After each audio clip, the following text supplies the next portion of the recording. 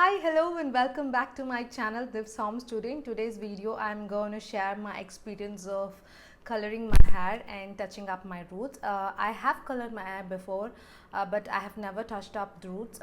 So this is the first time I'm going to cover my grays, and I'm going to just check out how that really works and how long this is going to stay. Okay, let's see what are the brands I'm using and what are the techniques I'm following to touch up my roots, and I will just share a few hacks and tips that I would follow in my hair coloring routine. So without any further delay, let's get started. Okay, the brand I'm going to use is the L'Oreal one. This is a very trustworthy brand, I personally feel, because I got to know about L'Oreal I think in the year 2001. They have shades like cherry, burgundy and chocolate brown, light brown. All the shades does not go or work with the dark skin people, so it is very important that we need to check the color before choosing hair coloring. When you go globally, it is always wise to use colors which are most similar to our hair color, because it has to go along with the skin tone, and it is very important, and or else we will look really bad and odd if you go in for a very vibrant color. So I thought it is a root touch up, so I thought I'll go in for a darkest brown. At the same time, black is really so artificial looking, so never choose black color because we don't have jet black hair. All of us have dark brown to darkest brown color or something brownish, natural brown, something like that. So we don't have the jet black color, so I don't think it's a good idea to choose jet black hair color. So I went and bought this dark brown and darkest brown. So these two shades are from the Scream Casting. The shade number is 300, and I'm going to categorize this hair coloring into 4 types. That is a global coloring. Global coloring is something like you're going to color the whole from root to tip in the same color. So for that kind of global coloring, you can use this kind of colors, which is not very vibrant but just goes with your skin tone, but just looks very nice. And then the second category is highlighting. Most probably highlighting we don't really do at home, we go in for salon. But yes, you have an option to try out at home. I have an option. I have tried this out before and it came out very well. So this is the next one, again from the L'Oreal brand. I'm not going to demonstrate this because I don't want to highlight it right now, because I already have color in my hair. So maybe in a future if I would really do this, I would just show it to you guys. So this is the brand, again it's from L'Oreal, and I'm using caramel brown highlight. So this is the one I used before, and I just wanted to show you guys the product, and this was pretty much good. It was not like I expected, but yes, it showed up very well. There is a third category, that is just coloring your tips. So you're going to supposed to color only from below the chin line below this. So this will be coloring your tips, and I did this before using a reddish brown or a reddish copper color from a Garnier brand, and I'm not sure about the colors, name of the color and the number, but I'll share it to you in my link below in the description box. So that was another time, and I used the color to my tips. Then I did not color my hair in the roots, just below this chin line I colored the tips, and that showed up well, and I like this. Now the color is shaded and it has come to a light brownish chocolatey color, because it was like kind of a nice red. Of course the color tend to fade.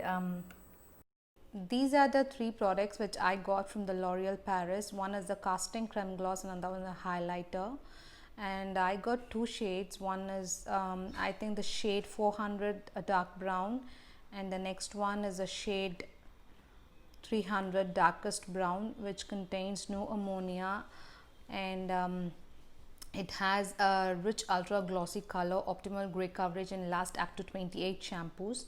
So they have shown you in a very easy 4-step instructions. So it comes up with a colorant, a developer, and a conditioner, that is the royal jelly. So this is how the hair looks like after you color. It gives a very nice rich dark brown. So the next one would be the Excellence Fashion Highlight, and this retails for about 350, and this gives a very good highlighting. when you can do it at home. It contains a colorant, developer and a conditioner, and it comes with the expert highlight brush. See, this is how you're supposed to use the brush. You have to hold it vertically and glide on, so the color just falls with a nice medium gap, so that it fills in with two different colors. So the next one is the Garnier Color Naturals Cream. This one is in the shade 6.6 intense red. Again, this comes with a colorant, developer and a conditioner. This is the color which I use to color my tips and below the chin line. So this color looks superb and it is so nice. The intense red just looks like this after you color. Left too much of grays recently, so as you can see, it's actually increased. Here I'm not able to take any kind of partition, either the side or the middle. I think is quite fine, but the sides are very bad. So finally decided to go ahead and color my hair, and particularly I'm going to do the root touch up. Okay, so this is the first time I'm going to use hair color for my roots. I have never colored my hair in my roots until now. I have used colors just from here or to the tips, and I have highlighted, but I've never gone and done coloring to my roots. I'm going to wear this gloves first. I'm going to need is Vaseline. So I'm going to just apply here. I don't want my forehead to get stained, so I'm going to just use this.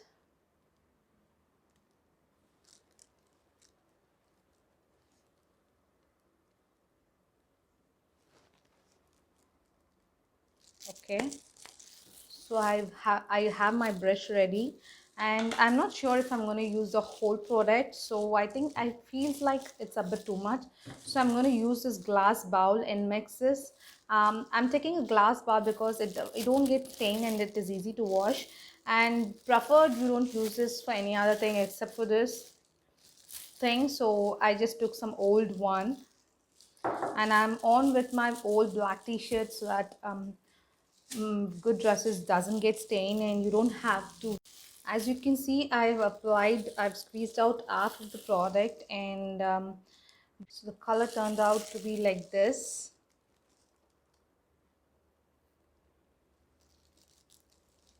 Just like an applesauce for me, and it smells just like that. Before it used to smell really very bad, and now it smells really great.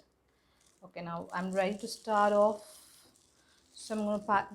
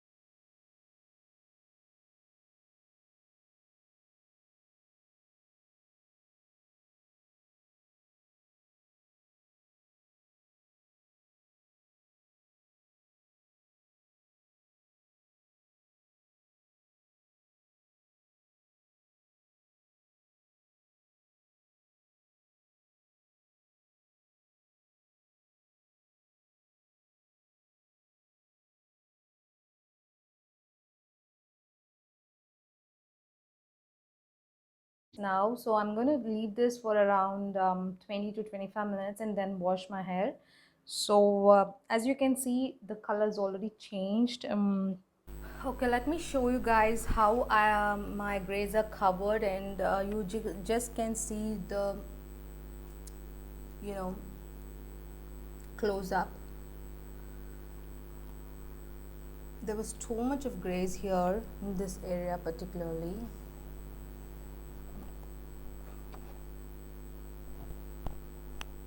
As you can see, I've left a few strands over it that's not visible, but apart from that it's covered pretty good. I'm impressed with the color. Okay, now that we have seen how to color your hair and what are the things we need to color and what the kind of shades you need to choose, now we are going to see what are the tips and hacks we need to follow after and before and after coloring.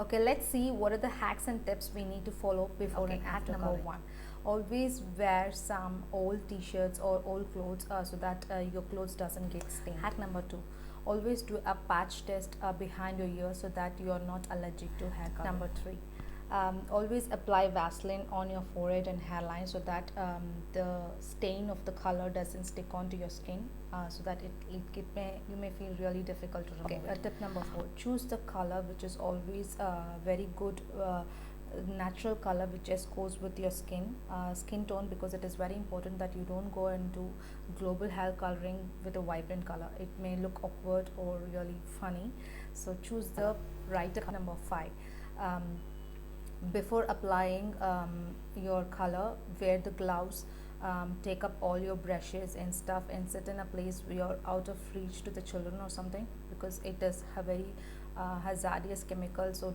keep these things away from the children. It is very Tip number important. 6, see that you don't leave the color for more than 30 minutes in your hair, because that can be very harmful for your skin and your hair.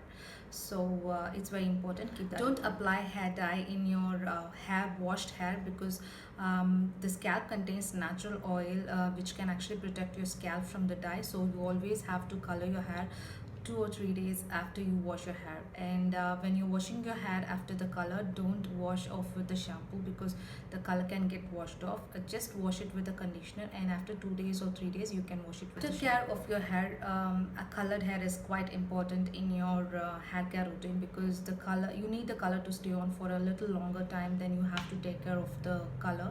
So try to use shampoos which is particularly meant for color treated hair, and always condition your hair, because I can really feel my hair used to be very soft, very shiny, but once I used the color, it actually became a little more dry and frizzy, because the color can damage the structure of your hair and texture of your hair. So you always have to take care of your color treated hair more than what you do for your normal or natural hair. So using conditioner is a must routine in your hair care routine, and it is better to use conditioner and shampoo which is particularly meant for the color treated. I hope you enjoyed watching this video. I hope all these hacks and tips of coloring your hair at home must have been useful for you in this lockdown period. Until next time, it's Divya signing off.